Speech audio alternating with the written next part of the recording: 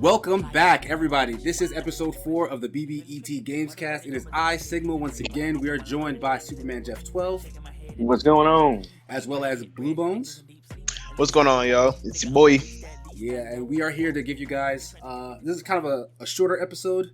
Not a lot of news this week, but it's also the week before E3. So that's why the news starts to slow down, because there's going to be a lot of big announcements coming up. So as such, we're going to be doing E3 predictions a little later on. But first, we're going to start off like we usually do. We're just going to go real quick through what we've been playing. I'll start off. I've really only been playing with a game that I think the review for will actually launch tomorrow, and it's called Warhammer Chaos Bane. It's another Warhammer game? Yes. If you've been following any of the a lot of the Warhammer games, they're literally just releasing stuff under the Warhammer banner and just in all sorts of genres. So like they're all over the place with what they've been doing. So, but this Warhammer game called Chaos Bane is a Diablo clone. It looked like Diablo. It feels like Diablo. You were talking about that. Yeah, like it's actually really fun. I can see the appeal of Diablo, but I stayed away from it because I didn't want to get sucked in. I felt like it was a little too much for me at the time. But in being assigned this game, I'm like, yo, I really feel like playing Warhammer, and yo, it's fun. Like it's addictive. It's fun. I completely get it. I would put more and more hours into it if I could, but I can't because I really just don't want to get sucked down that well. So, can I give you guys like a little, BBET tidbit fun fact? Go right ahead. Diablo 3 is actually where Superman, Jeff, and myself, I think that was one of the first games we played together. I remember I was playing with my homegirl Shaw and my cousin, and we saw Superman Jeff 12 join up. I'm like, who is this dude? Right here? And Shaw said, I think it's one of Sigma's friends. And I was like, oh, okay. And then, that's kind of where this little thing started. I popped in with my, I think it was my Necromancer. Yeah. When's the last time you guys booted that up? I played it like last month. I usually hop on when there's a new season just to see what's going on. Adding to it, okay. They have some really cool updates, and their PvP is pretty active. Sorry. Yeah, no, it's okay. Yeah, at this point, I feel like it's probably late for me to really dive too deep in Diablo. If anything, I'll mess around. You don't think it is?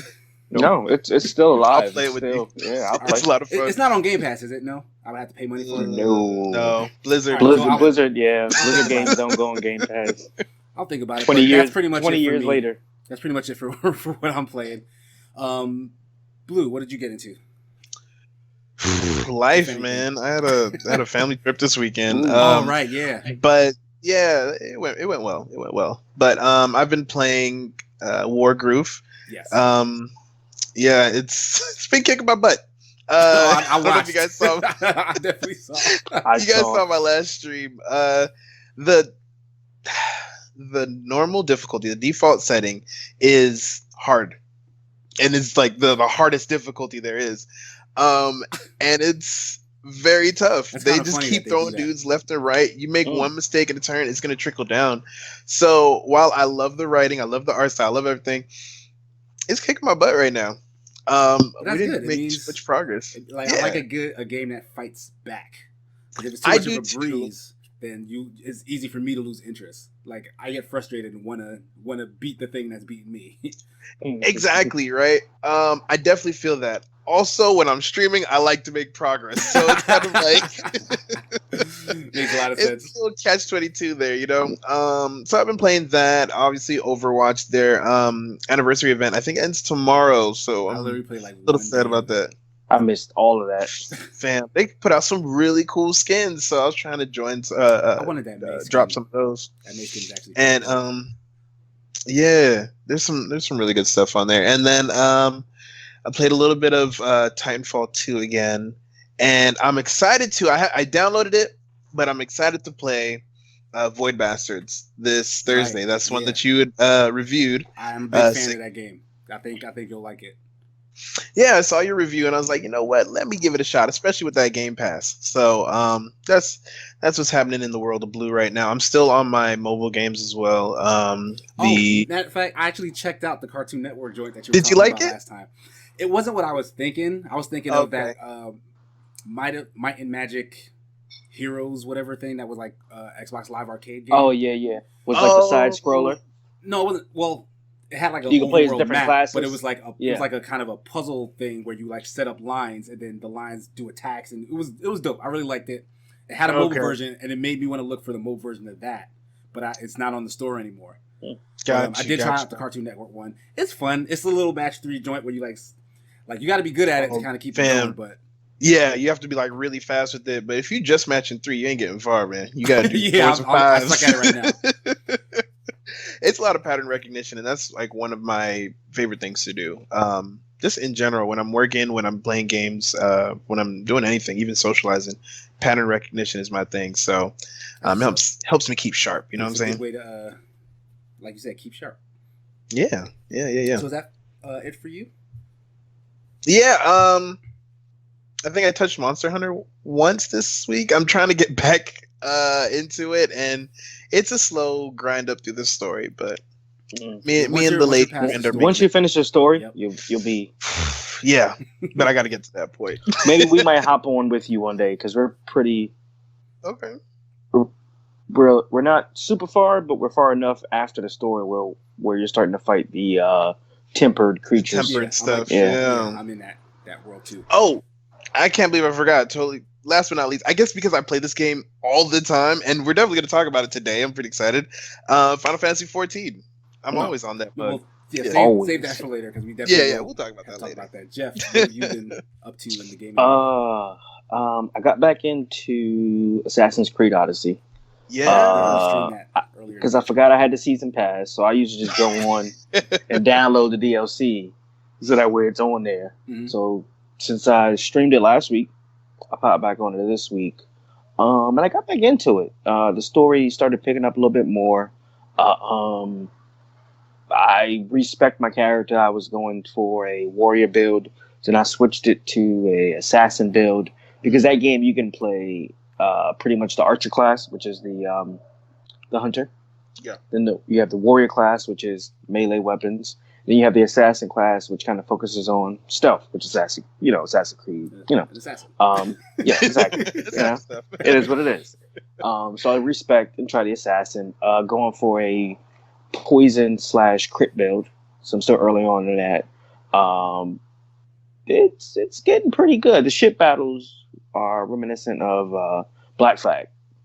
Oh, right, yeah. Okay, yeah. Yeah. So, but instead of cannons, you're using arrows and javelins. There are some mortars you can kind of use. So it's fun. It's definitely picked up.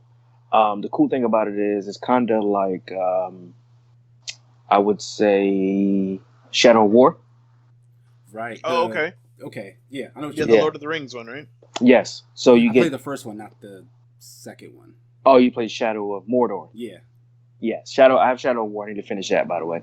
But Odyssey has like a bounty system where you get hunted down by different mercenaries, and they're unique. They're different. They're supposed to be different each time you play the game. Mm-hmm. They have different abilities, different weaknesses, stuff like that. So it's pretty cool because you'll do something like kill a diplomat or something, and you'll have a bounty put on you.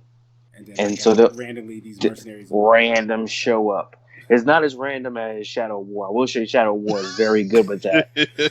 I'm surprised nobody's like kind of stolen that system wholesale because it really is like a fun. It makes that game. It makes you feel like everything you do actually means something. You know what I'm saying? Exactly. There's so many games that you're just going on a endless killing spree, and you're like, oh, they're bad guys. You know what I mean? Mm-hmm. But bad guys don't really take revenge on you. No, especially in Shadow War, it is taken to the next level as like 10 times as much as Mordor, because you'll depending on how you treat your troops, they'll betray you. They'll show up at random times. Enemies can come back to life. You'll kill a dude and he'll show up like 3 times stronger than he was before. Yeah. Like you'll come across enemies that are just like invulnerable to almost everything. And the cool thing is not only killing those enemies, but turning them to your side.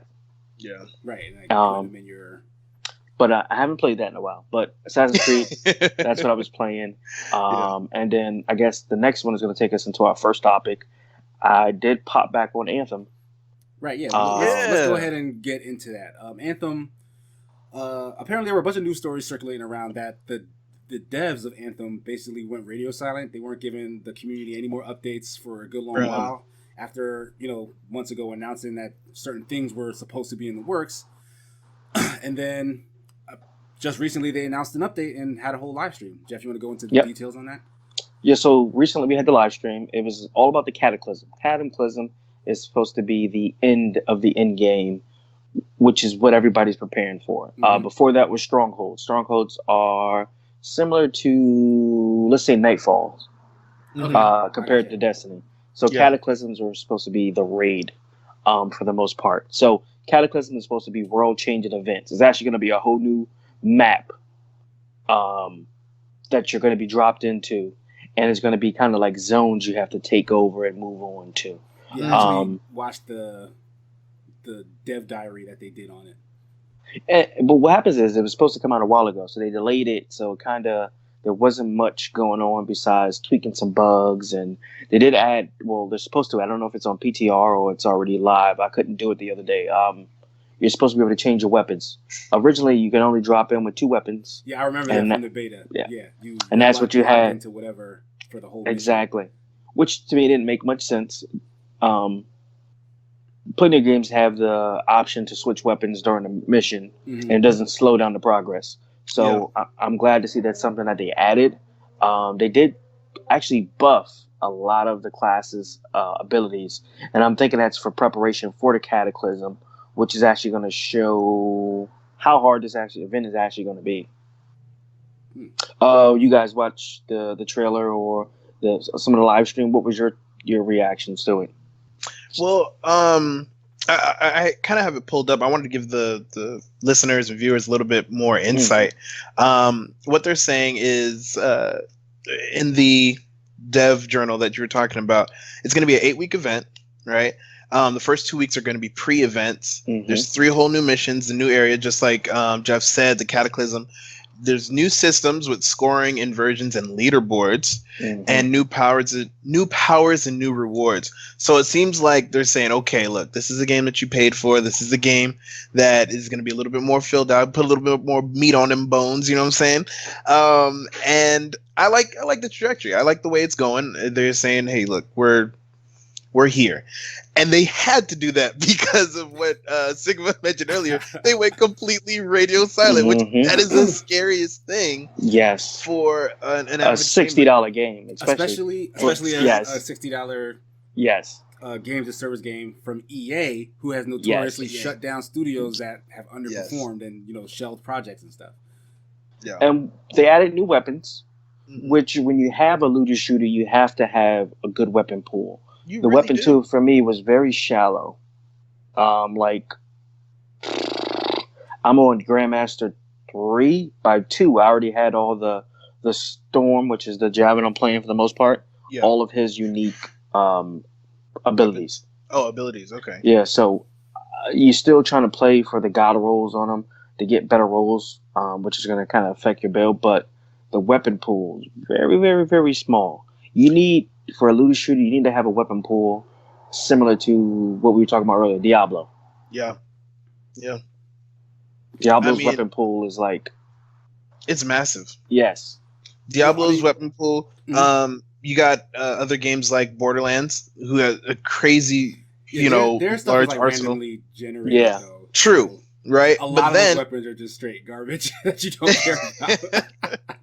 But okay, I'll give you that. But then another game that we talked about that Jeff and I had played before, but Guild Wars 2, right? Yes. It's another kind of deal where the cool thing about Guild Wars, and we're not going to hype up Guild Wars right now, but you had different skills attached to every type of weapon that you had, and whether you use it in your dominant hand or your offhand also determined what skills you use. So there's a lot of flexibility on how you could play your character, and that, just going back to what Jeff said, having a large weapon pool is essential for people to really make the game feel like their own and really put themselves in the game and say, hey, look, this is how I want to play it. Yep. It gives so much diversity to a looter shooter or any game in specific, because you won't have the same build. People just copy and paste in what they see everybody else run. You're going to see that meta a lot less. Yes. Oh, another thing is they're getting rid of the stat luck. So everybody's going to have default same luck. Exactly. So I wonder how they're going to do that for gear that already has that stat on there. I think they said they're basically having everyone's luck be 10. So like at base, everyone's luck is 10, and then the stat that existed, if you like say had a luck build, all that turns into armor. Oh, so they're gonna So the stat that you had on gear, because gear originally had luck on it. Yeah, they're probably gonna re-roll it. Okay. Yeah. Interesting. So I didn't intend to watch the entire thing because I don't actually play Anthem. Like I got. But you watched it? Yeah, I did watch it because I honestly I was excited for that game. I wanted it to be all the stuff. Excuse me. I wanted it to be all the stuff that Destiny wasn't. You know, all the stuff that Destiny let me down about. And I love Destiny, but there were still things there that could have been done better. I was looking forward to Anthem kind of answering all those questions, and it just really didn't. For me, anyway. But it is a good game. Yeah, I will give it that. But it has a ways to go. But in terms of the Cataclysm stuff, when it makes sense what you were saying that this is supposed to be their raid, especially after the Stronghold stuff. But from what they showed, it doesn't look anything close to like an actual raid. Yeah, you remember Division 1 when they introduced that mode, like survival mode? Yeah. Where, you would run out into like a map and like you had timers and there were limits on everything you could do. That's what this feels like. Like it feels like just a new mode, not like an end game raid type thing where you gather like a bunch of people and you figure out stuff. It's more kind of just check out the map, shoot all the things. Yeah. Like well, let's hope that the weeks it'll be building up to something. Let's hope it's not like story missions involved. Yeah, it's supposed to add more lore to it. Yeah, because, and if I'm not mistaken, everything happens on that map that has those timers on. Like every time you go on that map, you're basically doing runs where you're trying to like gather a score. So you're always objective based, right? Yes. So that doesn't sound like a thing where, oh, we're gonna go to this area and actually hear about some story, you know? Because if it's gonna be going on in the background because you're jumping from this to that to make sure you do get your points up in time. I don't know if that's you're not going to really sit down and listen. And that's one thing that they missed on. I felt like the lore wanted to be deep. It wanted to be there, but BioWare is known for that. It just did not hit.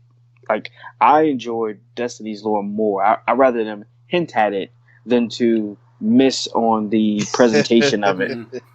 I feel that. BioWare is known for their amazing stories. Some of my favorite games that I actually sat down and listened to all the cutscenes and read the actual lore was from BioWare. Yeah, you know what I mean? Dragon Age, Mass Effect. I read everything in Mass Effect Codex. Knights of the Old Republic. Okay, all of those. I wanted to know everything about that world because of the way it was presented, and BioWare hasn't in general. Story-wise only, they haven't let me down. They even did a really good job with Star Wars Battlefronts 2. The story on that. I did watch the YouTube video on it. Gracious. That I loved it. BioWare worked on that one. Yeah. Did they? Oh, so on the story? EA. That's the EA, but I don't think that was BioWare. I think that was DICE. Dice. Well, hold on. I'm gonna find out for sure. I'm pretty sure though. While he's we'll looking get it up, information on that. What do you want to add, Jeff? So now, would you? So we both know that BioWare is very new to the, I guess you can call it MMO genre, as far as like games as RPG. Service. Yeah, Destiny-like games. Shooter, let's just say that. Gotcha. Yeah. So, would you be more understanding of the hiccups if the story was there? Honestly, it would make sense if they nailed all the narrative stuff, and then the gameplay stuff surrounding what you're doing was a little shaky, because that can better, that can be fixed up over time if they get feedback. But then it was kind of on both fronts. Like, they kind of let down in terms of story and in terms of gameplay and in terms of like the experience and the updates. So it's like everywhere you look, they're kind of disappointing you. And for somebody who I was immediately turned off by the feel of the gameplay. Like, I like the feel of the controls, like of the flying and the movement, but of just like the gunplay, shooting, and the way the abilities worked, like it didn't like pull me in to kind of keep playing with it. So that was my first. That was my first worry. I don't mind the gameplay, but I do feel like the story isn't there. And I would say that the enemy variations could have been a lot better. The enemies to me don't make a big impact. You know what I mean? So, well, like, in your opinion, then, since you've come away from the base game in that way, do you feel like Cataclysm can do something about those worries? Like, does what they announced sound like something exciting to you? As long as what they introduce isn't all that's there. So I am excited about the Cataclysm. Yes. To me, I'm hoping that this is the Taken King version of what Destiny had. They need a complete fix on a lot of things and new weapons. They added a new weapon type, melee weapons. Before you just had a default melee weapon, so this one is supposed to give you a variation to your melee weapon. You can get different melee weapons. So let's hope that... What kind of melee weapons they're working with? I did see that the Ranger had his normal melee is a primer. Okay. So you can get another one that's a fire weapon as opposed to the lightning hammer he has. That'll be a detonator. Detonators are what you do at the end of the combo, which kind of increases your damage. Yeah, nice. That's like a core mechanic for them. So hopefully that stuff will mix it up. It'll excite the fan base and maybe do some stuff. From what I saw, it looks a little lacking. Like, it doesn't seem like a big, massive Taken King type thing. But I don't know. We'll see. It's like a timed event too. It's not like just new content. That's like the problem I have with it. Yeah. I don't know. That seems like not what everybody was looking for, in my opinion. But unless they do it more. I'm sorry. No, you're good. No, go ahead. Add that real quick. I agree. I agree with you. Kind of, unless they do it more often. You gonna add one more thing? Yeah, I just did a fact check. I was definitely wrong about Star Wars Battlefront 2. So it was DICE. I'll be the first one to admit. Yeah, EA DICE. Yeah. EA's publisher, developer, DICE. Okay, so we're gonna move on to our next topic. Yeah. Final Fantasy XIV Shadowbringers expansion. Yeah. This is all you. This is all me. Look, I wear this shirt just for it. You see my little Moogle shirt? Can y'all see that? Yeah, it's like getting blurred out. It's getting blurred. We get there, right? Something like that. Okay, you can see. You know what I'm talking about. Anyway. Did you have any mail?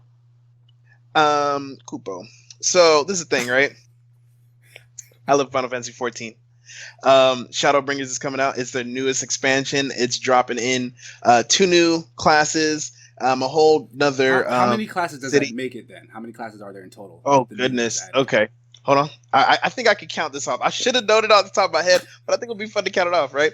You got your tanks, right? Your new one is called the Gunbreaker. Mm-hmm. You have the Warrior, the Dark Knight, and the Paladin. So that's your 4 tank classes right there. Mm-hmm. You have your healers. Your healers are going to be your Scholar, your White Mage, and your Astrologian. And they haven't dropped a new healer. A lot of healing maids are upset about that we didn't get a new healer, but they got one in the last expansion. There's nothing we can say about that. You know, it is what it is. So you got those 3. So that's 7 total. And then you have all your DPS. The new DPS is the Dancer, right? Which super cool. We're going to talk about that a little bit. Is he like a break dancer? Like capoeira? No, it's more like a... I guess you could say kind of like a Middle Eastern, almost belly dancing, but not. I don't even know how to describe it. The character uses chakrams, right? Mm-hmm. Right. Yeah. And I saw her in the video actually. Yeah. Yeah, it's really cool. So I think the closest kind of dance would be a Middle Eastern belly dancer, or something that you see in like a Bollywood video. You know what I mean? That's probably the closest that you're gonna get to that. But you got your melee DPS, you got your monk, you got your samurai, you got your dragoon. That's 3 right there. Your ninja, your 4th one. You have bard, machinist as far as range, physical DPS, and then you have your casters. You got red mage, which is one of the later ones to drop. Black mage, summoner. So I lost track, but it's a lot. Yeah, I didn't realize there were that many classes in the game already for them to just add 2 with this expansion. It sounds like that was a low number, but apparently they've been doing this. They've been doing so much, and what's even crazier, right? Those are just combat classes. You still have a whole another section for crafting and gathering. We're not getting too far into that, even though that's a whole. Like, what is Shadowbringers bringing? Shadowbringers is bringing, like I said before, the Gunbreaker and the Dancer, right? And with the Gunbreaker and the Dancer, that's another tank and another DPS. On top of that, they're bringing a new level cap, dropping another 10 levels. So you're going up to level 80 now. And kind of the biggest thing and what we're seeing in these videos of the people who got it ahead of time is they're reworking the whole system. The whole system. All your tanks aren't going to work exactly the way that they did before. All your DPS have different meters. Some of them are a little bit more sleek. Some of them are more complex. They dumbed down some of them because they were just complicated for no reason. One of my favorite things that they did, especially, I'm a tank main. I love defending my people, right, and kind of leading the party. They took off what we like to call tank stance and DPS stance. Right now, before, if you're playing a warrior or something like that, he's got the highest DPS for a tank. He's gonna have what's called Defiance, and he puts on this aura, and he's strong as far as attack wise, and he's not really generating so much aggro, or what they actually call it, enmity. Okay, then he'd have to. I think you're getting in the weeds here. All right. I'm just trying to bring it back. Because I've never played Final Fantasy 14 at all. Okay, all right. So all of that sounds like complete Greek to me. And what I want to know, because honestly, from the trailer, like, it looks so cool. Like, that game looks dope. But then, like, when I see it in action, like, it feels like I'm watching stuff happening that people aren't in control of. Like, I don't know if that's true or not, but I don't know. Like, what for someone who's like a complete novice, like myself, like, do you feel like this is something that can kind of bring in new people, or is it just it's kind of just feeding more into like the already fervent fans? I'm gonna say definitely yes. One, because they're reworking the whole system. Many of the veteran players are gonna have to relearn how to play their characters, right alongside new people. Right now, granted, us veteran players are gonna pick it up a little bit faster. We know what to expect. It's still everyone's kind of coming in on this ground level and learning how to use it. So I definitely think new players should be welcome to jump into Shadowbringers. I would say pre-order it if you want the bonuses and all that stuff. It's definitely not necessary. But if you're looking to get into Final Fantasy 14, don't start now. Start after Shadowbringers drops. I definitely say that. Yeah. Makes sense. Jeff, what was your take on that stuff? I know you're less into Final Fantasy 14 than Blue is, but you have actually put in a considerable amount of hours, right? Like, does that I played the game when it first came out.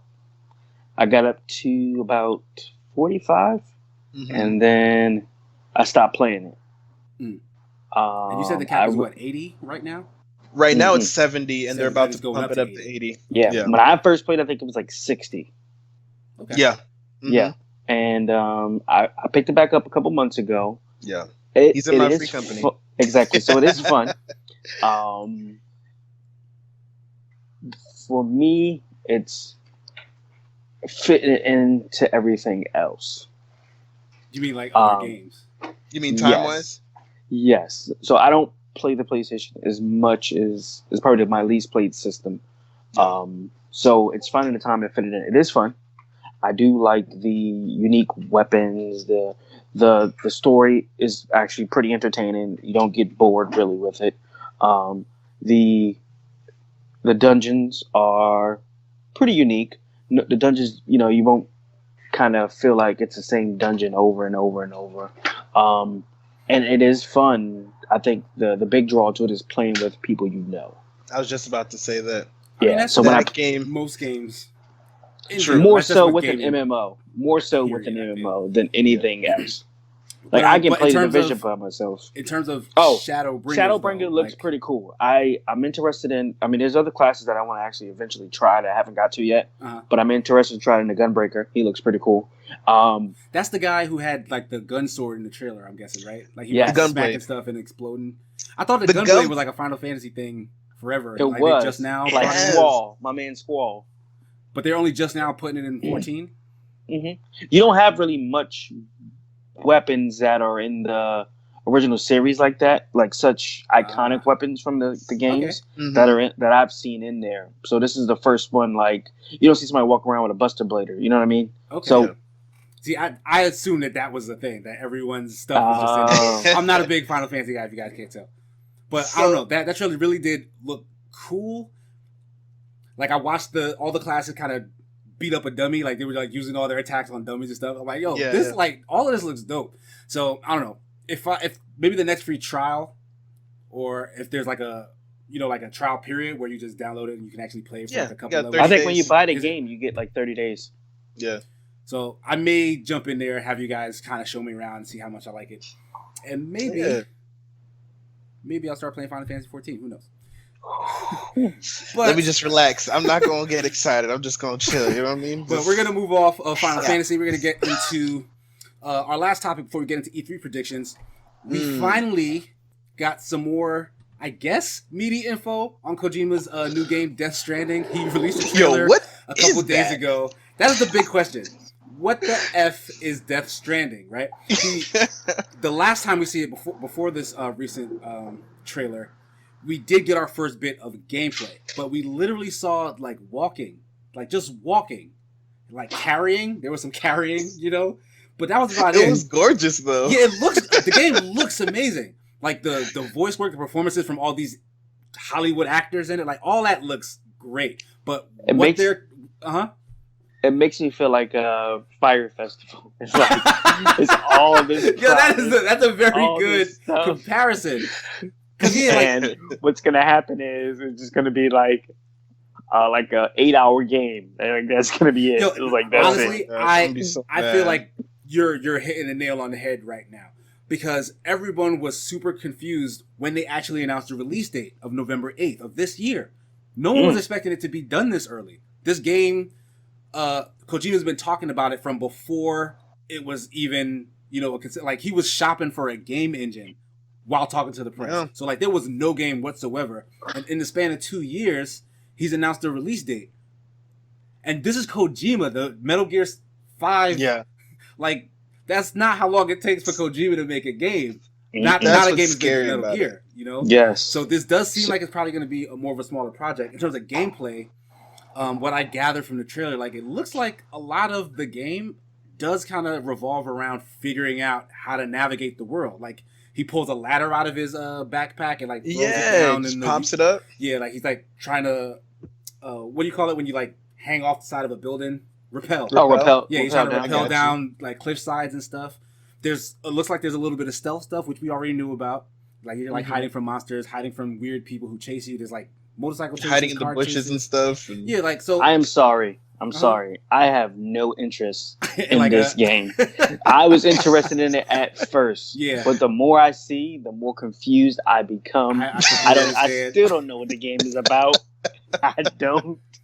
And it's like, the more he shows, the more I'm like what?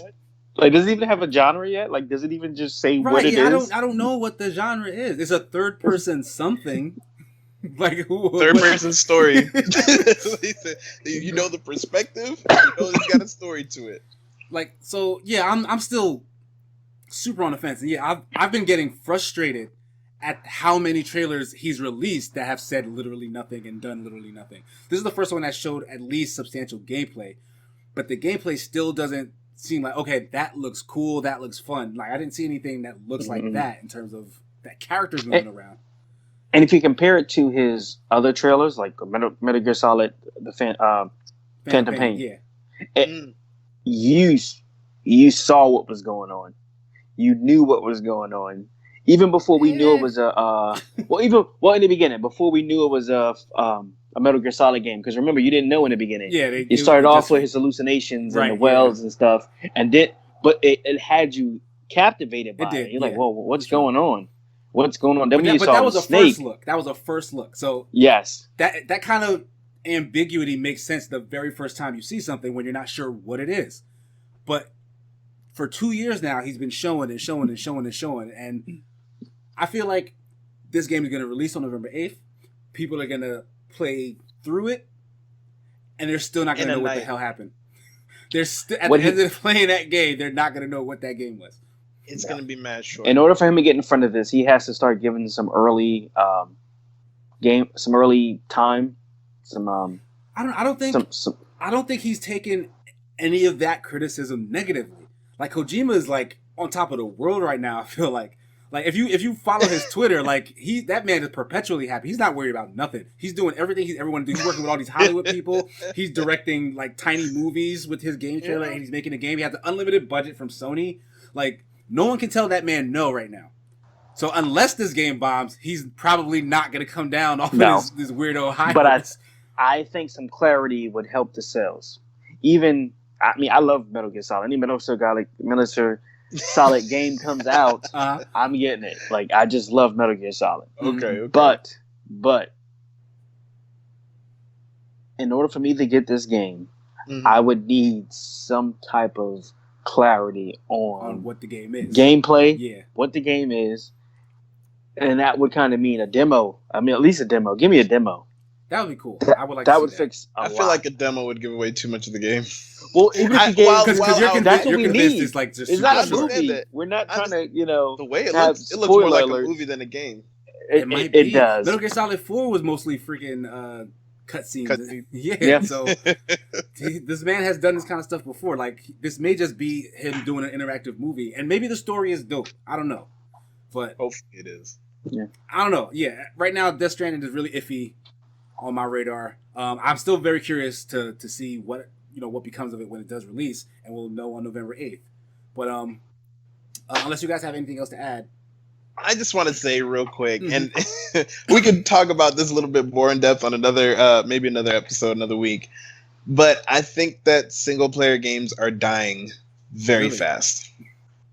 I don't think that I can see myself paying for a $60 game that I can't play with my friends, or I can't do extended play after the story, and really be able to show off my achievements or show how far I've gotten to my friends and the other people that play.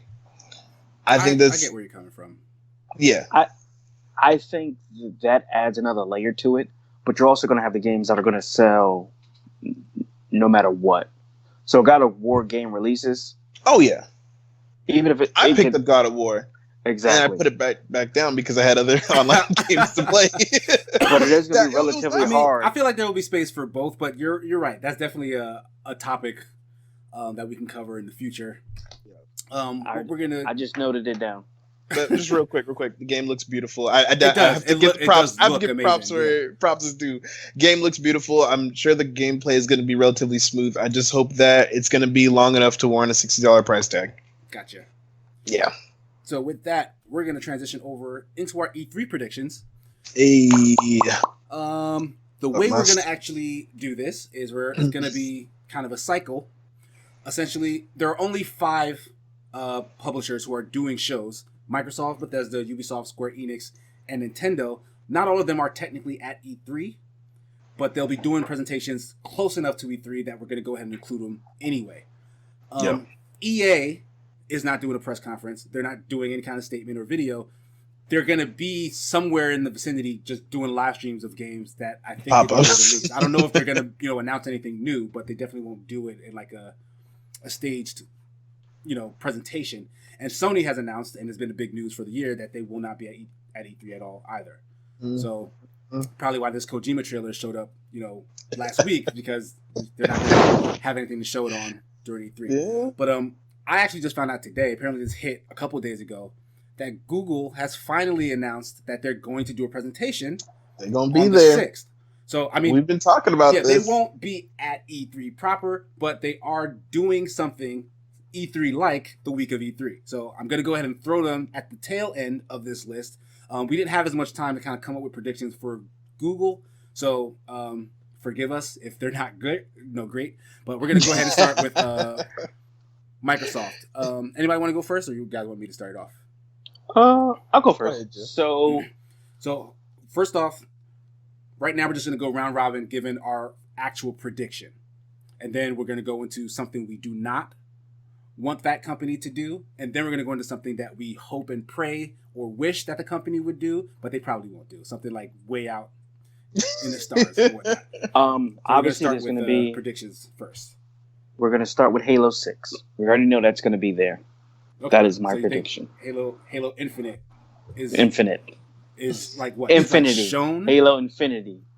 It's going to be there. Is that what it's called? No, or is that what y'all making up? It's an old callback. It sounds terrible.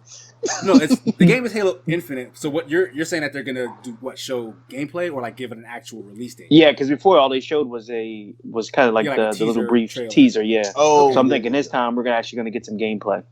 Okay. Blue, do you have a prediction for Microsoft? I mean, granted the teaser, yeah, Halo, but I really feel like I don't know. I feel like there's gonna be an indie title that's gonna break through. I just got a feeling. It's just a hunch, really. There's an indie title that's gonna break through and kind of wow everybody. I feel like Microsoft's got a little something up their sleeve. Something that hasn't already been. Yeah, like something brand something new, a little original, new indie IP. Mm-hmm. Okay. Yeah. My first prediction is, remember Microsoft was buying up all these studios in recent years because their first party lineup has been lagging. It seems like they're ready to start announcing stuff. I feel like of the stuff that they've announced, Ninja Theory, the guys who did the DMC reboot, as well as Hellblade: Senua's Sacrifice, Microsoft bought them. I feel like they're going to have a brand new IP to show at E3. Like, they're going to have actual gameplay. I don't know about a release date, but I feel like Ninja Theory will have something ready to show on Microsoft stage come their conference. That would be exciting. Yeah, I'm a big fan of Ninja Theory stuff, and I cannot wait to see what it is. So I'm really happy about that. You think Ninja Gaiden's gonna make a return? Just real quick. You know what? I don't know. You know what? They could literally give. Wait, no. Who owns that? Ninja Gaiden was. I know that was an Xbox exclusive, but I don't think Microsoft owns Ninja Gaiden. That's that was Team Ninja. Team Ninja, yeah. So okay. Yeah, they probably wouldn't be able to do that. Never mind. But anyway, whatever they do is going to be brand new. I feel like. I don't think they'll give them an IP to remake. I feel like they're just going to have their own idea. Okay. But we're going to go into something we don't want Microsoft to do. All right. So Jeff, you go ahead. I would not like to see Scalebound come back. I feel you on that, because I always felt like Scalebound did not look good at any point during what they were showing. There were a lot of people excited about it, but when they canceled it, I was like, it's probably because it didn't look good. That game probably wasn't coming together, and they still they still eat a lot of crap for having canceled that game. But I'm like, well, because they promised so many exclusives, right? And it was one that bit the dust. Mm-hmm. So I agree with you. I don't want to see that. I'm gonna be honest, y'all. I don't want to see more Halo. I'm kind of tired of Halo. So I know. I see. You're asking me what I don't want to see. I'm gonna tell you what I don't want to see. I mean, it's crazy, but you're entitled. I'm tired of Halo. I think ODST was amazing, but after that, I was kind of done with the series. You know what I mean? Everything else was just. ODST showed a different side to the whole universe, or not to the whole universe, but it showed like the grunts of the it wasn't the USMC, but it was like ODST. Well, I know it was ODST, but that was like the drop branch of the whole humans, right? Yeah. And I thought that was an amazing story, but I think I really wanted it to end there. When Halo 5 came out and the rest of it, I was just like, all right, you guys are kind of dragging this on. They kind of were. You dragged this on. Yeah. So hopefully this other story comes out with a good curve, but honestly, I don't want to see any more Halo. I'm kind of done with that. For me, I play Halo unfortunately. Not for the story. Okay. But for the multiplayer. The story to me is just like an added bonus. I hear you. I like to. The way I look at stories, and I won't go too far into this, but the way I look at stories, they're very long tutorials for the multiplayer, right? And the tutorial needs to be entertaining. That's the way I look at it. So, okay. I need that tutorial to be very entertaining if I'm gonna pick it up. I like both. I'm a huge Halo fan. Okay. So what you just said was blasphemy, but I get it. Like they have been dragging like the corpse of Halo through the mud for a little bit now. That's why I'm so excited for Infinite though, because it seems like they want to give it like a fresh coat of paint, do something new with it, and kind of bring it out of this lull. So hopefully they can do that. But my don't is I don't want to see Microsoft reveal their new hardware this E3. We already know that something's coming.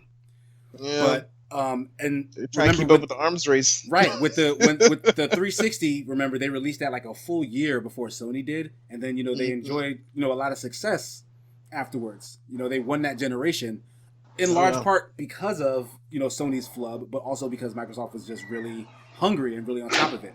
They may want to repeat that by going full force into the next generation, and I kind of don't want that yet. Like I love my Xbox, I'm happy with it. For another year or some change, do what they did last generation, launch it at the same time as Sony, and just shoot the fair one. That's how I feel. He said, "Just square up, man." Yeah, right. No sneak attack. They were like they launched within the same month this current generation. Mm-hmm. I think if they try and sucker punch Sony, they're gonna get bit. Yeah, like I think it's a bad idea. And not even just Sony. They're hitting the whole industry now, and Google is out here, and Google has a big bat. Right. Don't get hit. They have a big bat, but nothing to hit yet.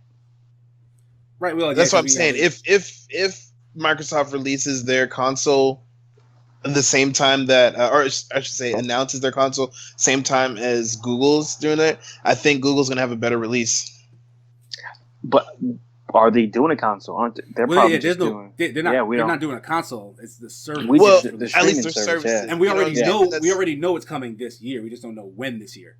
Like what I'm saying is, Microsoft push it into next year. Let Google, get their feet wet in 2019, and then you and Sony come out with your consoles, your services in 2020, when the rest of the console world, is all geared up and ready for new machines. Google can do whatever they want. They're new to this game, so let them get started. In my opinion, I got faith in Google. All right, so we're gonna move in now to our pie in the sky wish for Microsoft. Jeff, what do you wish Microsoft was gonna do? So, I heard they brought back the Fable IP. Yeah, there are rumors about that. That'd be nice. I don't think that's been super confirmed just yet. No, but that's why it's a wish. Okay. So you're saying you're wishing that they bring back Fable. I am wishing that they reboot Fable. I don't want another numbered series. I want to start from scratch. Ooh, okay. A remake? Like a remake. Because of the past... Well, the third one. It kind of convoluted. It kind of convoluted the story. They just need to reset the canon. You know what I mean? Yeah. So, I would love to see Fable. Okay. That'd be pretty cool. I think multiplayer Fable. Boom. They tried it on the third one. It was terrible, man. That wasn't technically. You got to play as some random bandit. That's true. But I mean, you was playing with somebody else. But I get you. I know what you're saying. I know. I'm not going to be a jerk. Your wish. Will you know? My wish. I'm gonna be honest with y'all, and I know we talked about it before. I'm a super fanboy. I kind of wish that they put Final Fantasy 14 on the Xbox. They already got it. That's one of my wishes for later on. We'll get there though. Wow, because the thing is, right? They have it on the P4 and they have it on PC right now, and cross servers work perfectly. No one's having any big issues. Hey, come on, man! Let's get on the Xbox. That would be dope. I'd be a fan. Fantasy Star Online too. Is that a second wish, Jeff? Yeah, I don't think Microsoft has nothing to do with that. So that's a serious wish. It's a super. That's a Hail Mary out into space. I want 1,000 wishes. My second wish. I would take the second wish over the first one. Wow. Okay. So my wish for Microsoft, I actually, and there have been rumors about this, but nothing, confirmed. I want them to reboot Perfect Dark. It's one of my favorite games ever. They have a bunch of studios. Rare have been working on Sea of Thieves. They're not the same Rare that made Perfect Dark back in the day. I don't want them to touch it. Give it to a new studio and show me what you can do with Perfect Dark in 2019. Like, I would be ecstatic if they just brought Joanna Dark and a Perfect Dark series back from the dead. That's my wish. So, we're going to move on to Bethesda. Ooh. Do you guys have any predictions for Bethesda? So, I'm going to go ahead and say Elder Scrolls 6. Yeah. You think they're going to milk that. They're going to go. Because they teased it last year. They showed the tease last year. So what do you think they'll do with it? We're going to see some gameplay. Oh, actual gameplay. Or trailer. All we got was just that brief teaser. A screensaver. Yes. Or we're going to at least get the area that the game actually takes place. Like a tour, like a video tour of like the world or something. Well, because the last one was Skyrim. We had a Morrowind. This one is, from what I heard, is going to take place in another continent. Okay. Which is kind of supposed to deal with the lion people. I don't think I know who the lion. Yeah, I know the Khajiit. I think they're called. No, these are actually lions. I mean, not lions. I'm sorry, tiger people. My bad. Oh, yeah. This is a huge difference. It's a little bit more. Don't offend no lions. A little bit more lore on it, but this is supposed to take place. I think it's from where the Nords originally hailed from, because remember they didn't originate in. Nope, Skyrim? I'm sorry. No. The Nords are basically Vikings. Another one separated, and they went to this continent. But anyway, it's a little bit deeper lore. But I'm hoping that we get either trailer or some gameplay, or just let us know in what area geographically is the game going to take place. So basically, the title of it. Yes. Title. Okay. Gotcha. All right. Blue, what's your prediction for Bethesda? It's kind of along the same lines as what Jeff is saying here, but I really think that it would behoove them to drop some kind of expansion or trailer to their online game, to their Elder Scrolls Online.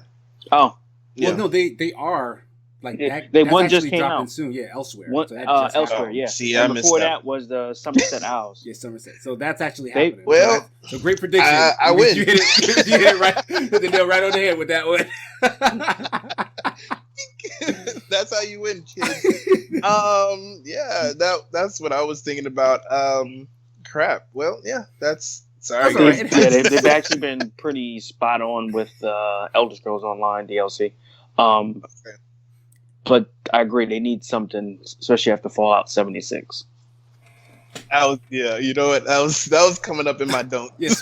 Speaking of which, no DLC. Speaking of which, my prediction for Bethesda is that, of course, they'll come out and they'll apologize for the train wreck that was Fallout 76, but then they'll add that it goes free to play. Oh man, I can see that. I think you're right. Right before they shut down the server. Because for whatever reason, there's still people playing that game. They're still trying to update. Like there's an economy in there somewhere. So I don't feel like, I mean, it was a disaster, but like they're Bethesda. I feel like they're gonna try to save it. A good way to do that, to try to garner interest and just throw a ton of players in there to see what's new, if there is anything new, is to make it free to play. Yeah, Game Pass. Or that, yeah. Matter of fact, yeah, they are Bethesda has kind of been tight with Microsoft recently, so I wouldn't be surprised to see that. But I do think it will just be free to play in general, and then whoever bought it will probably get extra bonuses and stuff, so that they don't feel slighted. Even though just playing the game in general has left them slighted for the most part. I have. Well, anyway, yeah. Let's just keep going. All right, we'll keep going. When you said, yeah, let's keep going.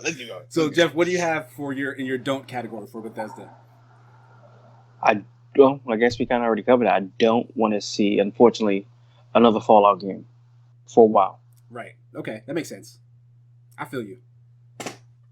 Don't get me wrong. I love Fallout, but I feel like the last game left a bad taste. They need to give it some time before they announce another one. The last one, as in 76 or 76. Yes. Fallout 4? Okay. 4, I loved 4. 4 was amazing. So I had hopes for 76. Yes. There's still so much I haven't even done in that game, but I don't want to see any more Fallout for at least a year. They kind of need to take a little bit of time off, kind of like Assassin's Creed did, and kind of rebuild what they're working on before they hurt the IP anymore. Agreed. Mm-hmm. What is your don't for Bethesda? Yeah, I don't want to see any kind of development on Fallout 76. I know they just dropped, they just dropped Rage 2, right? Yes. Yeah, they did. Rage 2, it looks nice. I don't want them to do any more with it right now. Let it fester a little bit, then drop a DLC. This is too early. Right. So if I had to choose something that wasn't Fallout related, I'd have to say Rage 2, let it sit, let it cook, let it simmer, right? And then take the pot off next year. Gotcha. My don't is along the lines of both yours, actually. I don't want to see any more first-person shooters from them for the rest of this year, maybe until the next generation. I know already that Doom Eternal's coming out, so that's already, a thing that's set in stone. There. But, Bethesda, they're a first-person studio. Like, almost everything they do is a first-person type thing. But because of that, I feel like they've been kind of shoehorned into just first-person shooters, like Doom, Wolfenstein, Rage. Yeah. Like, it's too much with the guns and the first person. Give it a rest. Do something new. Different skins, right? Yeah, try something new. Like, I'm tired of it, but you need to, relax. That's how I feel about that. So, I think we're all in agreement. Kind of just give the shooting a rest, Bethesda. Give it a yeah. So, what though, is your wish for Bethesda, Jeff? It goes back to my first one. I want to see Elder Scrolls 6. I would love some gameplay, but I would take just give me a little bit. Just feed me. I'm hungry. Don't hold out. Just they may not have anything to show yet. Like, just some concept art, something. You know what I mean? So you just want anything? Like, yeah, the back of the game. I don't care. Like the instruction manual. You know what I'm saying? Exactly. You know what I mean? Like what the ERSB rating is going to be. Like, just tell me something. Like, what's going on with this? Because it's such a huge game. When they showed that teaser last year, it was just like, give me some more. And I'm hoping that they give us some more. Gotcha. It would kind of help take off the sting of 76. So, and kind of switch everybody's mind. Like, what was 76? You know what I mean? There's going to be, Elder Scrolls 6 is coming out. Yeah, what did they do before? Yeah, forget that. Elder Scrolls 6 is coming out. So Elder Scrolls 76 is coming out. Imagine if they did that. Oh, Blue, man. It's just a skin. It's just a skin. That's all. So, Blue, what is your wish for Bethesda? Honestly, this is going to sound bad. I don't have too many wishes for Bethesda. I just hope that they stay in the game. Honestly. Bring something worth it, but don't overextend yourselves. I don't have anything specific from Bethesda. Okay. The Fallout games have done their jobs for the most part, 76 excluded. And so has Elder Scrolls, so don't mess it up. That's all I'm going to say. Because, 3 strikes you're out for the most part, and you already got 1. So true. Don't. And if you do it in succession, you're going to lose a lot of faith exponentially. Yeah, so. and they had a ton of goodwill towards them for a good long while until literally like 76. Last E3 and Fallout 76. Like Fallout 76 specifically, they did. It was a train wreck of a release. My wish, however, for Bethesda is a very simple one. I want to see a new Dishonored. I actually like that franchise a lot, and I know it's first person, but it's not a shooter. Yeah. It's a stealth game. Yeah, it's like a stealth game, ability and whatnot. Well, they just had the the DLC / separate game with the chick. What was that it, was Billy? like 2 years ago, wasn't it?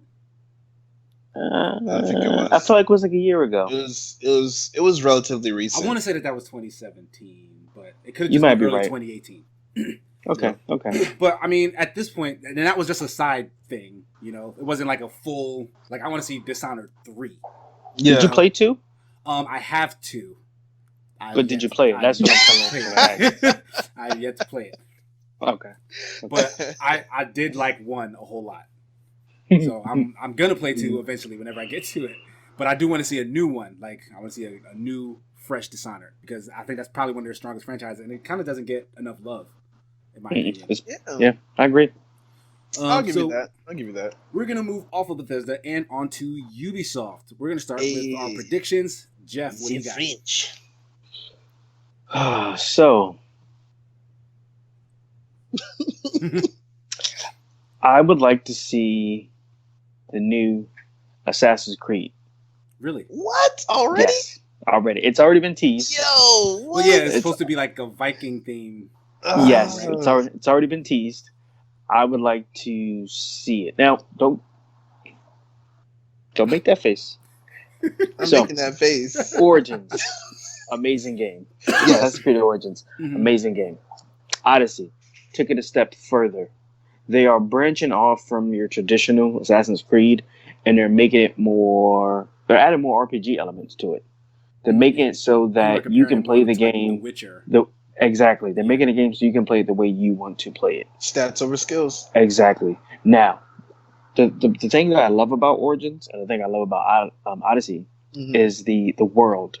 The time periods. Exactly. The way they do a lot of research. Yes. The way the research they did on ancient Egypt, the way they captivated, the way they capture the pyramids, the dialect, the people, it was beautiful. It really was. So I'm interested to see. So you're not fatigued by I'm multiple Assassin's Creed? Because that was part of the reason why they gave it a break in the first place and then came out with Origins. So I expected them to give it another break.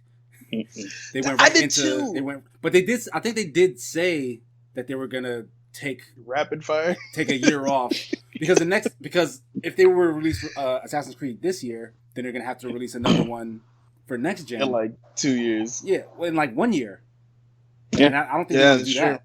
Jeez, but I'm not tired of it. You know, they had a bad time with Unity. They didn't deliver on anything that it promised, and Unity had its upside, but it pretty much pushed co-op. Yeah. And there were only a few missions that you could do co-op with. But Origins, Odyssey, and I'm interested to see. I mean, Vikings. Where would they cover? Pre-Britain,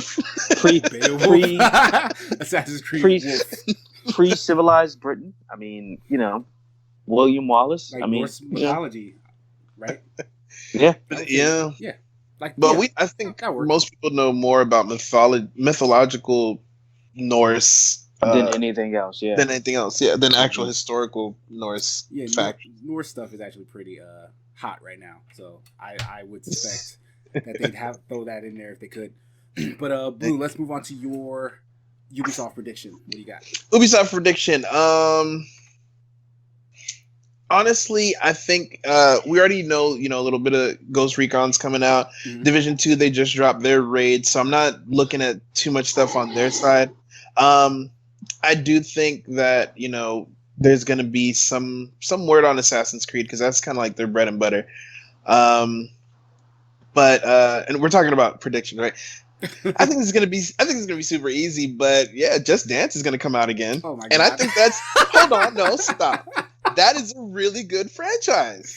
They keep up with modern music, and their motion sensors are normally on point. And it's actually a lot of fun. Is that Ubisoft will release another Just Dance game? They're gonna do it, and it's gonna be good again. Wow. I'm not subscribed to brave Just choice, Dance. Blue. What's that? Brave choice. Thank you. We'll see. We'll see if this stinky leg. We'll see if this crazy prediction from Blue comes true. It's Please, way out there, guys. I did terrible with with the other game studios, so with Bethesda, so I had to make it up.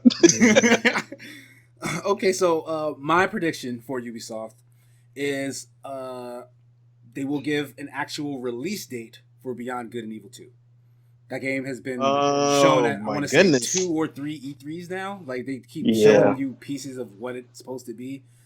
I think that game is just about done at this point. And if it's not, then they don't need to show it at all. Like, just go finish that game. I keep teasing people. But I suspect that we'll get a release date. And if I had to guess, I want to say November. November for Beyond Good and Evil 2. This year, November.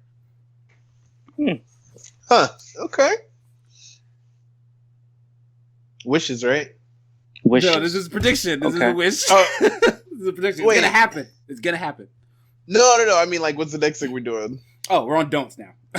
Don'ts. Okay. Don'ts. So, Jeff, what do you not want to see Ubisoft do? I don't want to see a Raven Rabbids game. Oh man, that was That's a good one. That's actually a good one.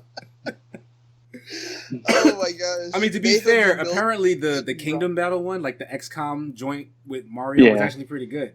I heard. Yeah, people seem to like that. Because I like XCOM, so it actually makes sense that would actually be a good game. Well, you like the Gears of War ones coming out. Right. I can't wait for that, actually. But that's Microsoft. We're on to... Yeah. But, no Raven Rabbits. Just leave it alone. I agree.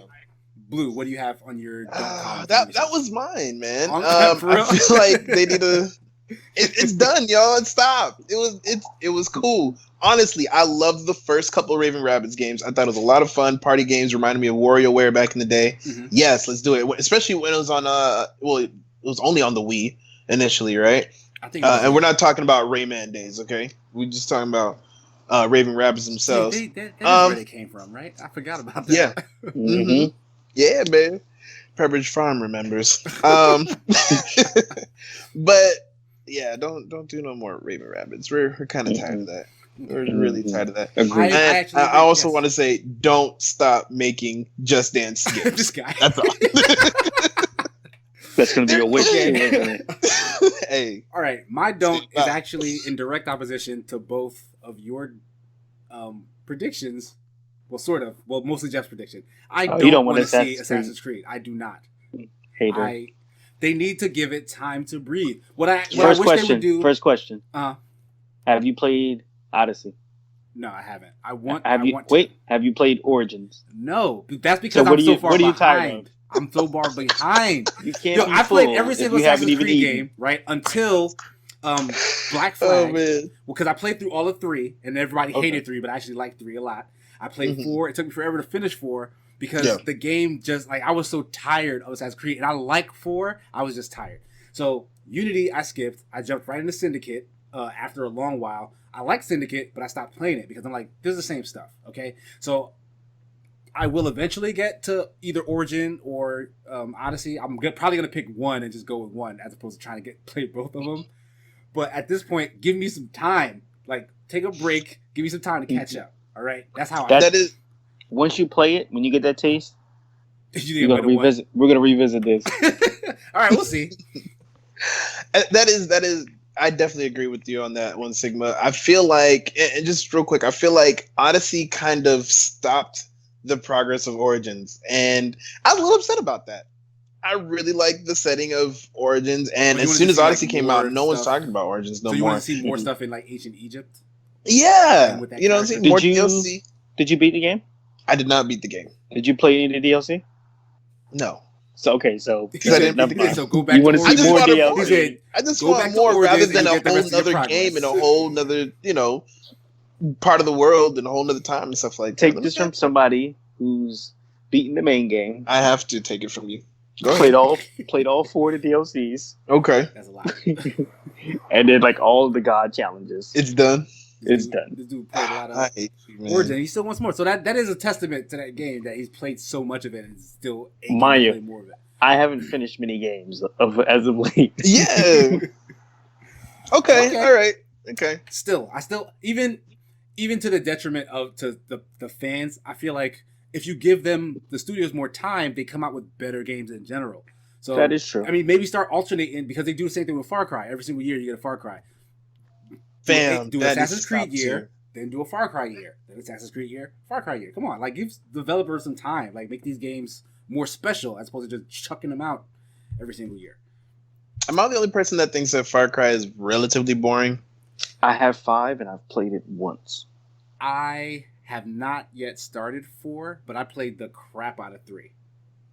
You did, okay. yeah, so you did play that. I loved 3, but I have 4. I've been meaning to try to just start 4, and I just haven't. So that's just my back catalog haunting me. So I haven't reached a tipping point with Far Cry just yet.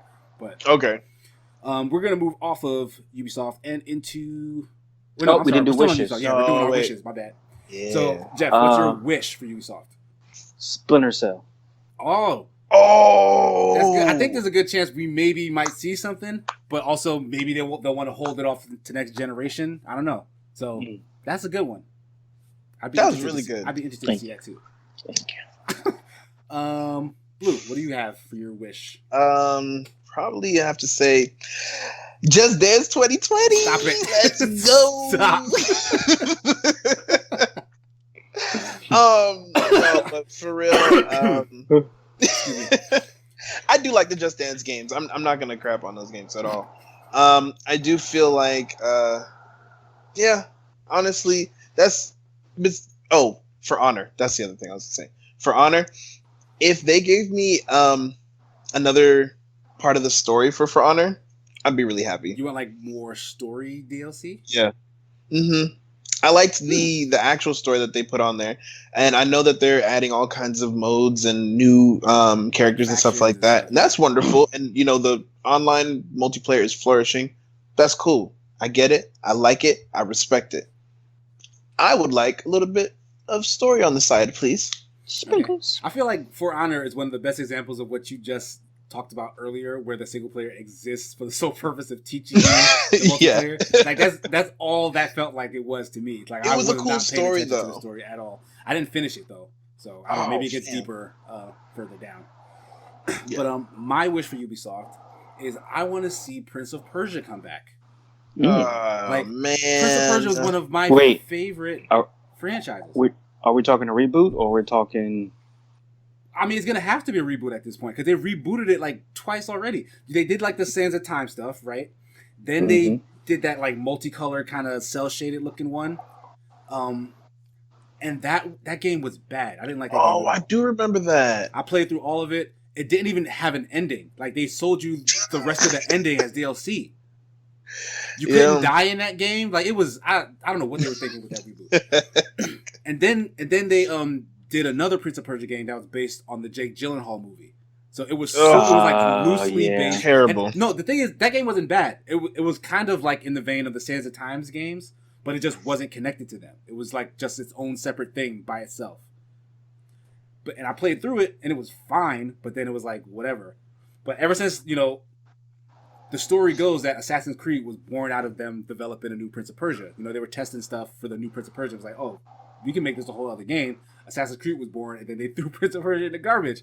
Well, with Assassin's Creed, becoming more Witcher-like, more of an RPG type thing, I feel like there might be a little bit of space now for them to, push Prince of Persia back in as its own kind of, third-person action platforming thing, I could see that, yeah. So that's my wish. I really love that franchise. I've played it for years and years. Give us Prince of Persia. Give us Prince of Persia. So that's it for Ubisoft. We're going to move on to Square Enix. Hey. Jeff, what do you have for your prediction?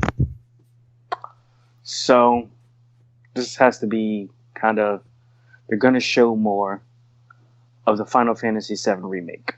Yeah. That's a pretty easy one, yeah. I can see that. They did release a trailer a couple weeks ago, but Square Enix, I'm not sure how much they actually have that they wouldn't want to just, reuse it. I'm sorry, / there is a new IP they're supposed to be announcing as well. Really? Yes, called Outrider. Oh, I didn't hear about that at all. Yeah. Send me that link. You got it. Okay. Boop. So a Sent two for one from Jeff on Square Enix. Blue, what do you got? What's your first Square Enix prediction? Honestly, my prediction, I feel like there's gonna be they're gonna do something with Kingdom Hearts. Kingdom Hearts 3 was it apparently is an amazing story. I watched some of it on Mixer. A lot of people really like the story of Kingdom Hearts 3. They feel like it was really being amazing though, right? Look, I have trusted sources. You know, like you can't play every game, right? But you got your boys, you guys included. You got your boys who you trust their opinion, right? Gotcha. For the most part. Obviously, you got to try some stuff by yourself. You never trust Jeff. You know, do the opposite way he says, that kind of deal, right? That's on my book. Never trust Jeff. But I've heard that Kingdom Hearts fans loved Kingdom Hearts 3. Okay. I think that they're gonna continue that story somehow. I don't think it's gonna be necessarily a DLC, but I think it will be either a mobile game or something on the Switch or something small. I think they're gonna do something small just to kind of keep that fire alive. Okay, so some Kingdom Hearts related announcement. Yeah, I think there's a good chance of that. Yeah. My prediction for Square Enix. Let me look at my list real quick. Oh, it was actually what you said earlier. I'm predicting that they're going to announce Final Fantasy XIV finally coming to Xbox with crossplay. That would be awesome. Because it would be awesome, and that would be awesome. Like they kind of need a win, in my opinion. And honestly, if they did that, I'd be like, you know what? Let me give it. Those servers are gonna blow up, man. Yeah, because people have been waiting on that for a really long time. Why wouldn't they? I don't know. Is there some business reason they can't do that? I don't know. Not that I know of. Maybe, the majority of Xbox players also have a PC and they just play on that. But I don't know. I really don't.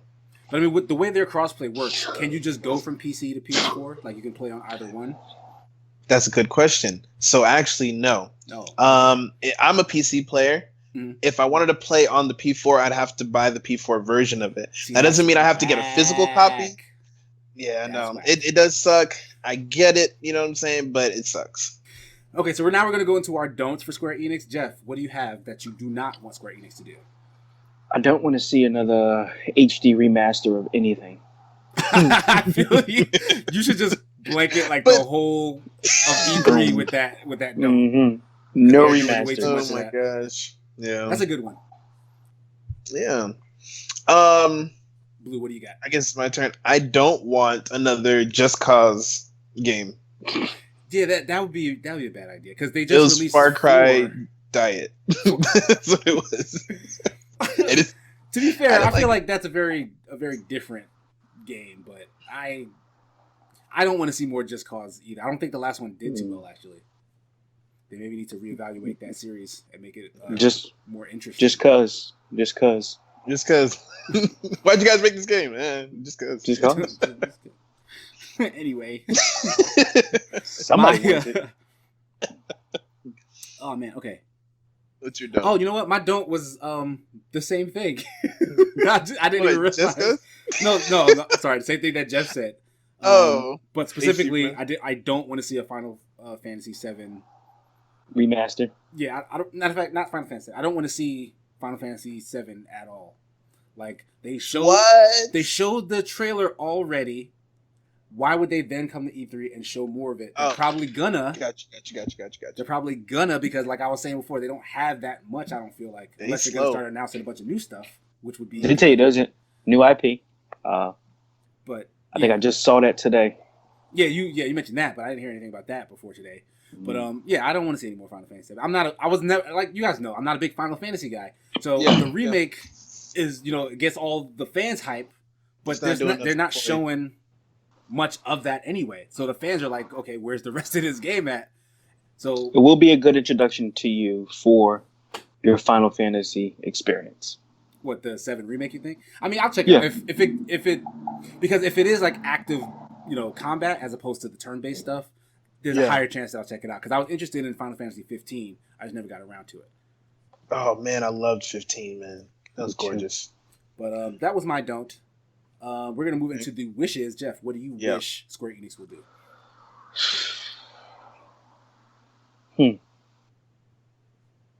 Don't think too hard. I'm hoping for.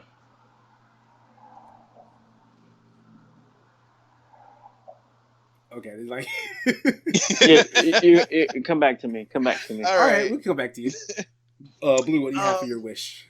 Okay, so we get to wish for anything, right? Yeah, anything, whatever. Something probably won't happen, but you want it to happen. And it's something I kind of mentioned before. I want justice for all the healers in Final Fantasy XIV. I want a new healing class for Final Fantasy XIV that they surprise drop for Shadowbringers. Oh. I think that would be super awesome. Everybody will lose their minds and sales will go through the roof, and it would be you think? just yes. And the sky is gonna open up, and there's gonna be rainbows and birds and everything. The healing mana will just fall from the clouds. Exactly. I wish for that. There's not too much else. It would be cool if they kind of moved up the release date for Shadowbringers as a surprise too. But other than that, I'm kind of content with what they're doing right now.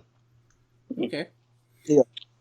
Well, my wish is, I guess it's possible, but I want to see a sequel to Nier Automata. Oh, really? Yeah, like I still haven't gotten around to playing that game. I messed around in the demo when that was live on PS4 forever ago. Yeah. But it just came out on Xbox, like, well, not just, but I think last year they finally brought it to Xbox, like the deluxe version or whatever that has all the extras in it. So, but before that happened, I actually downloaded it on PC and still just haven't got a chance to play it yet. But I've heard so many good things about that game. Like, it was a Platinum developed game, so it was one of the better Platinum games. And just going from, stuff like Bayonetta, stuff like Metal Gear, Rising Revengeance is right up my alley in terms of like Platinum action games. So I hope that that's just a thing that keeps coming out, because I feel like it's one of the better things in Square Enix's stable that appeals to me specifically. Square Enix doesn't actually have too much stuff that I personally like to play oftentimes. So okay. I kind of just want to see more stuff like that come from them, and that's my wish. Got you. So off of Square Enix, we're gonna move on to. Let me give you my wish. Oh, he got his wish. I'm sorry. Yeah, you're back. There you go. I want to see and you're gonna hate me, a Final Fantasy IX remake. What? Why? You just said you didn't want to see any remakes. No, then he said no HD remaster. Okay, all right. He wants the old school. So you want them to give the Final Fantasy VII treatment to Final Fantasy IX? Yes. Oh, like Final Fantasy IX doesn't have fans like 7 does though. But it has me. It's probably like the second highest amount of fans. Okay. Yeah. 8 was like the. I would have guessed 10, honestly. What's that? I would have guessed 10 would be the one that they gravitate to after 7. Probably. But the diehard Final Fantasy fans, most of them are going to say that 9 was the best game. Yeah, okay. I mean, I wouldn't know. I'm not diehard Final Fantasy fan. I'm letting you know. Okay, so with that, we're going to move on to Nintendo. Jeff, what is it that you predict Nintendo will do for their E3 their Nintendo Direct, which is tangential to E3? So I think this is going to be. They're going to do. There's going to be another Avengers game, not specifically developed by Nintendo, but it will be on the Switch. There has been talk of. So you mean an Avengers game that's not Marvel Ultimate Alliance? Yes. Oh, so interesting. Second, okay. Yes, it has been in the talks. I unfortunately do not remember who the developer was. No, not Rockstar. Rockstar is working on the new DC game, which is yet to be announced. No, I think you mean Rocksteady. Rocksteady, yes. Yeah. I'm sorry. Oh, I was about to say Rockstar. What? Yeah, Rockstar is not doing licensed stuff that I know of. But there's supposed to be a Avengers game reveal. Okay. And matter of fact, Square Enix, I think, are the ones who are doing the other. You are right. Yeah. You're right. Boom. It's going to be on Nintendo, so I'm still right. It's going to be on Switch. And you think it's going to be on Switch? Okay, so that's it's going to be on Switch. That new Avengers game will be on Switch as well. Okay. Yes. Interesting. That'd be cool if they actually do that. So, Blue, what do you have for your prediction for Nintendo? This is kind of go. It's probably going to go into my wishes as well. So you'll hear it back. Persona on the Switch. Persona 5. All right, yeah. There were rumors about. They announced that Scramble thing, which is like a Dynasty Warriors game. Everybody was upset. I heard that, but I want you still feel like. I feel like they can do it. I feel like they can. They should be able to do it. Why? I don't know. Persona doesn't look that graphically intensive. And at worst, they can do it. And dumb it down for the Switch. Yeah, there's they don't have to dumb it down that much. They've done games like Disgaea 5, I think was the last one that they put on there, and they did not dumb that down one bit. Okay. So hopefully they can do the same with Persona 5. There's enough buzz around where I feel like that's very possible this year at E3. Okay. I think that's fair. Yeah. What about you? Oh, actually, yeah, me. What about you? Wait, I'm sorry. We're still on predictions, right? Yeah, we're still on predictions for Nintendo. Okay. I feel like Nintendo will announce that certain dormant franchises are coming back. So I feel like we're going to see a new F-Zero. I feel like we're going to see a new Star Fox. What do you mean, oh man? You don't like F-Zero? F-Zero is amazing. Look, I'm just best future racer in existence. Go to hell right now. I'm not gonna argue because we're gonna talk about it in my don'ts. Well, that's what I want to see from Nintendo. All right, that's what I'm predicting that they'll do. I think there has been some scuttlebutt around a Star Fox racing game, so it might end up being kind of a combination of the two. It's like very possible, Star Fox game where they race like F-Zero. So who knows? But we're gonna go into our don'ts. Jeff, what do you not want to see from Nintendo? I don't want to see a Mario Kart. I don't want to see anything Mario. No Mario Dimensions. No Mario Web of Shadows. You realize you got a Mario shirt Mario on Kart right now, right? Yeah, that's it. So the only Mario he wants to see is on his shirt. Yes. Man, when was the last time you played a Mario game? I think that answers Sunshine. Sunshine, seriously? Honestly, that was a good game too. Sunshine, I did like Sunshine. A lot of people was hating on it. It was difficult. People loved Galaxy and Galaxy 2. I was kind of lukewarm on Galaxy. I felt like it was more of the same. And then after all the new Super Mario Bros, blah, blah, blah, I was done with all of that until Odyssey. Odyssey is a legitimately amazing Mario game. Like when you played Super Mario 64, that's how playing Odyssey felt to me. Okay. Yeah. I'll borrow yours and play it. I actually borrowed Chris's, so you can hit him up. That's our mutual friend. Oh yeah, it's Nick's. Yep. Okay, so that's just don't. What do you have as a don't from Nintendo, Blue? Don't bring back old stuff. Give us something a little bit original. Like honestly, I shouldn't even say a little. No, well, that's man, I'm tired. Yeah, that's in development. They already stated that they're like restarting it. So. Oh, they did. That's gonna come eventually. Probably won't see it this E3 though. I've been wanting this for a long time. I want something new from Nintendo. Okay, like some brand new IP. Like, I would settle for a. Honestly, I'll settle for Splatoon 3. I think it's a little early, but I would settle for Splatoon 3. I think Splatoon 3 is doing well enough. It's good, but I'd rather see that than another. I think that is like their newest IP, if I'm not mistaken. I don't want to see another Donkey Kong game.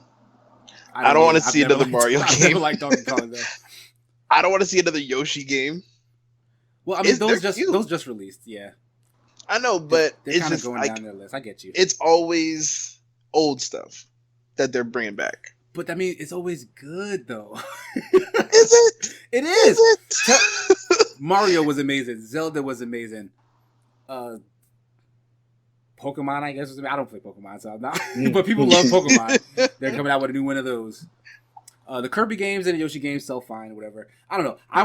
I like the cycle. They have enough, good first party content that if they actually visit all of it, I feel like they spread out enough time for you to not get tired. But it's been super long since we've seen an F-Zero. It's been super long since we've seen a good Star Fox. Well, and Metroid as well. But luckily they're actually working on that. So I'm waiting on them to kind of pick up the pieces of the other stuff. So Blue's gonna say, "Don't do one of those. Do something different." Don't do it. That's I mean, I'd be excited to see something brand new from Nintendo too. Do I'm not too mad at that. So my don't for Nintendo is I do not want to see them announce any kind of cloud solution. Okay, Sony did it with the Microsoft deal. Microsoft have been talking about it. Google's doing it. I feel like maybe Nintendo would get a little pressure to be like, oh, let's try to do a cloud thing. Stay in your lane, Nintendo. You suck at internet stuff. Just don't even bother. Like, just stay away from it. I feel like they'll be fine without it. So that's my don't. Don't go to the clouds. Okay. Staunchly. So now we're gonna go to our wishes for Nintendo.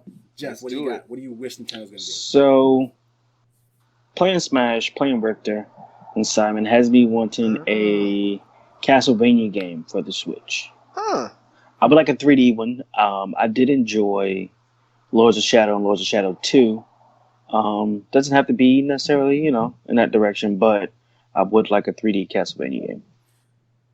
Okay, I feel like that is a definite pie in the sky wish. Because what you're actually asking for is for Konami to make a game, and it doesn't seem like they're in the business of doing that anymore. Like they're re-releasing stuff. Jeff, you can dream. Yeah, Don't let dream. tell you. That's what it is. It's a dream, in my opinion. But that's what this was supposed to be for. The wishes are essentially dreams.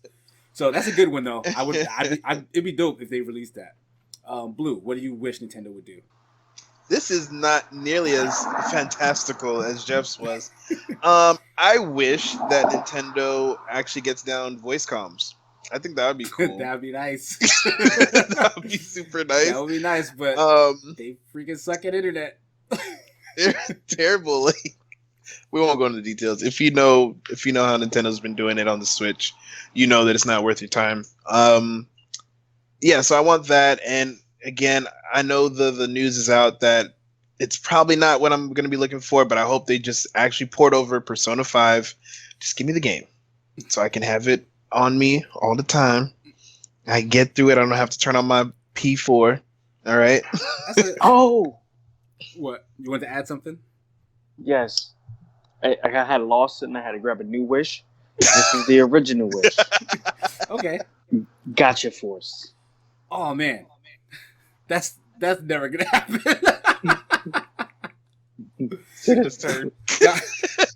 Oh man, Gotcha Force is an old Capcom game that was it was a GameCube exclusive, and it was like, if you play any of the Gundam Versus games today, that's where that came from. Gotcha Force, it's that game style, and I loved that game. We played the crap out of it back then, but I don't think we're ever gonna see that again. So that is a legitimate just wish. I'm gonna piggyback on his real quick, and then I'm done. I promise. Go ahead. Robotech Battle Cry. Bring that back. Let's do it.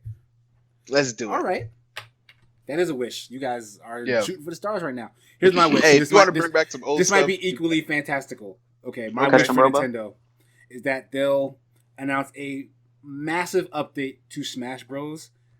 That reworks all of their online stuff. The stupid rune setups where you gotta get back in line to watch the thing. They undid the way in Smash 4 how you can actually, after a match is done, you can keep fighting the same guy and actually change characters. Like why did they? It's dumb. I hate the way they use the online thing nowadays. Make it better, Nintendo. That's what I wish. Fix Smash We're gonna Bros. get another online. Castlevania before that. Konami's like, you know what? We'll just do it. We're not going. We're not gonna rework that. So frustrating, Nintendo. Okay, so we're off of Nintendo actually.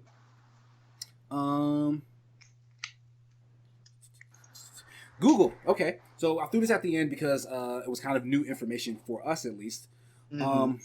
But we're gonna go round robin again anyway. If you guys have anything, if you don't, it's cool. We'll just skip by. But predictions: Google Stadia. Jeff, what do you got? I think we're gonna get specifications. I think we're gonna get what you're gonna need to run it. Pretty much, yeah. I think we're gonna get some specs on it. Because I think that's right now, that's literally what they said that they were gonna do. Yeah. Like in their announcement, I think they Joe. literally said, "We're gonna give you guys specs. We're gonna give you guys a date." specs. This is what you're gonna run it on. All right. So, what do you Yeah. have for predictions, Blue? If anything, Honestly, I think we might get a ballpark price and a soft release date, and I think it's gonna be soon. I mean, they said this year, but by soon, Yeah. you mean? I think it's gonna be before. I want to say, okay, I'm gonna put my fingers crossed. I'm gonna say before November. Ooh, I'd say Christmas, December. You think December? Okay, Yeah, it's pretty. I think it's gonna be before November. Okay, yeah, I'm actually not sure what Google's thinking in terms of release dates, but my prediction though, I do think that they're actually gonna. There's one of two things.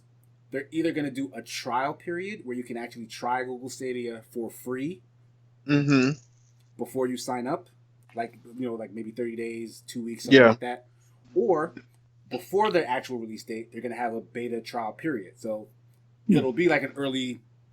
Release. Earlier than whenever they release. Like, okay, everybody, you can log in, try it out for 2 weeks, a month, 2 days, whatever the thing is, and then it releases later on in the year. So kind of like maybe a stress test server type thing, Yeah. So I think that's something that they'll announce. Maybe even one of those try it today type things, because people always love that, Oh yeah. for like People the are trial definitely. period. And then later on they'll announce whenever the date is. But I think that'd actually be a really good idea for them. So I suspect them to do it because I think it's smart and I think Google's smart. Don't. We are on don'ts now for Google. Jeff, what do you not want to see from Google Stadia? I don't want to see any type of mobile interaction. Oh, I don't want to see a mobile elaborate? library. So you don't want to see like on your games phone available? Because part of their whole thing is you can play stuff on your phone, but you're saying you don't want stuff in their game library that like is mobile also games. on like the App Store. Yes. Okay, I get you. Yeah, I feel that. You don't want to play Angry Birds on your console. I mean, I get where you're coming from, but the beauty of Stadia's service is that you can do either one. You can, you can put it on the phone. You can put the phone game on your TV. You put the TV game on your phone. Don't. Don't do it. Just don't. All right, fair enough.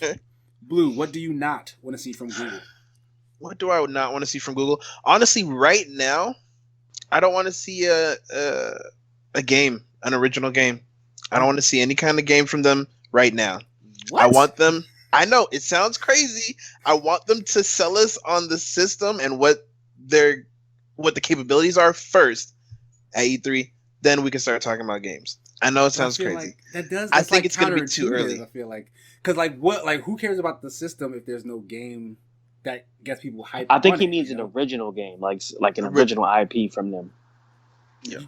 Even so, because you would still. I don't know. I disagree with that wholeheartedly.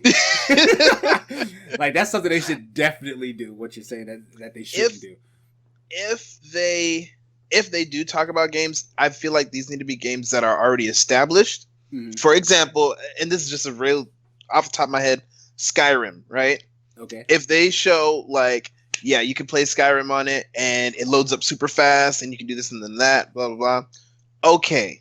Right? Something that's already established, it's good. They're just showing how much better it works on their system. I'm cool with that. But I don't want to see anything new saying that this is a Google exclusive or something like that. I don't have any kind of background knowledge or faith in their game developing yet. That's exactly why they would need to show you what they have in order to get people interested. Because I hear what you're saying. I think it's too early. It can't be too early. They're launching this service this year. So people need to know what it is they'll be able to get on Stadia that they can't get elsewhere. And I hear what you're saying. they hired Jade Raymond to head up their internal games studios and whatnot. I feel like there's a great chance. Matter of fact, was that one of my predictions? No, it wasn't. Never mind. But this is probably a good chance that they're gonna have. They must show something that's only gonna be on Stadia to kind of push people to that service. aside from all the perks of the service itself. Yeah. Kind of a two-pronged attack, so to speak. Okay. But anyway. So what's your prediction? Don't. I'm we're sorry, on what's your don'ts don't? right now, yeah. I do not want them to implement any kind of touch or motion functionality. Oh, Lord. None whatsoever. That's a good one. I don't want to see it. We don't need it. It's never worked for anybody. Like touchpad, D-pads and stuff. Like Nintendo, for whatever reason, refused to get away from it even after the Wii U bombs, because I think they're still living off the fumes of the success of the Wii. So they were like, we still have to keep this in here. And then PlayStation kind of got stuck with their Move controllers because they ended up, rolling out PlayStation VR, and we're like, you know what, these actually still work, so we'll just keep these things around. Like Microsoft, kind of the Kinect is they just threw their whole Kinect thing in the garbage by the end of this generation. Yeah. So Google, take the hint, stay away from it. Yep. So yep, I feel that. We're gonna go into wishes. Mm-hmm. Jeff, what do you wish to see from Google Stadia? I want to see a 3 to. I want to see a lower price tag. Okay, what do you? I don't want to see next gen prices on something that I'm not sure about right now. So what are you thinking? Well, if they're actually doing a system, right? Well, I mean, but they're not doing a system. The only hardware that you'll be buying is their controller, and I think some kind of plug if you don't already have a Chromecast or a browser. So monthly subscription, I would say $9.99. $9.99? $9.99. Cheaper than Netflix? So Netflix did go up, didn't it? Yeah, Netflix is $15 now. You think it's gonna be cheaper than Netflix? Okay. How much is that? That's what, $120 for the year? $9.99? It's a wish. Mm-hmm. About that. They just hit my account when need it the most. Okay. That's not bad. Okay, that's actually close to what I'm going for. Blue, what do you have for your wish? I don't have too much expectations, to be honest. I'm kind of open-minded. I just want to sit here and listen and see what they got. I guess if anything, I wish that Google shows a whole bunch and really comes out strong. And I really wish that they make an impact and kind of say, hey, we're here. We're contenders. Check us out. I feel yeah. I hope they don't bomb their first impression. Right? Wouldn't that be like the massive embarrassment? Jeez. Yeah. Okay. my wish is that because it is more than likely it's going to have to be a subscription service, like a Game Pass like thing. Yeah. I want it to be where every single game that gets released on Stadia is within that library. So what you're subscribing to when you subscribe to Google Stadia is everything that comes on Stadia. Oh, man. Okay. I feel like for something like that, I would want to see $150 or less for the year. So yearly subscription, $150. You get all their online services. You can play other people online. You can use your apps through the Stadia service. So, I mean, that's probably not a thing because you would be on a Chromecast or a browser anyway. But yeah, free multiplayer, and literally every game that's announced for Stadia is in their library. You just pay the subscription to play it. So, like, I don't know, like a $60 to $80 controller, $150 for the year, you're good. That's what I'm wishing for. If it's fingers crossed. If it's just a store where you have to buy games individually for a marketplace, I feel like that's a bad move. I hear that. So, all right, that was actually the end of our E3 predictions. Hey. E3 is just around the corner, so feel free to refer back to this video after we've actually seen what they announced and let us know if we were right or wrong. That's going to do it for episode 4 of the BBET Gamecast. Thank you guys for participating in this with me once again. Jeff, where can people find you? You can find me on Mixer at /SupermanJeff12. You can also find me on Facebook at Superman Jeff, please. That's right. Yeah. Where can they find you at, Blue? Oh, me? It's your boy Blue, BLUB0NES. I gotta say that because people be putting that O in there, you know what I'm saying? Anyway, you can find me on Mixer. You can find me on Facebook with Play with Blue Bones. And you can find me on Twitter, BLUB0NES once again. And of course, you know, all of us got that YouTube thing going on, the BBET Gaming. BBET Gaming. Yes. Check it out. See our streams on there too. And yeah, that's where you can find me. That's what's up. Okay. Once again, I am Sigma. I am on Twitter, Instagram, Xbox, PSN, Steam, MySpace, Sigma Gears 9, Zynga, all those places. Zynga. You can find me on my Facebook page, Sigma and Son. Check out all the places where we stick our content. Like Blue said, check out the BBET Gaming channel on YouTube, as well as Gameumentary, the 2-minute reviews. I am a contributing member there. Thanks for listening. Yeah. Peace. Deuces, y'all.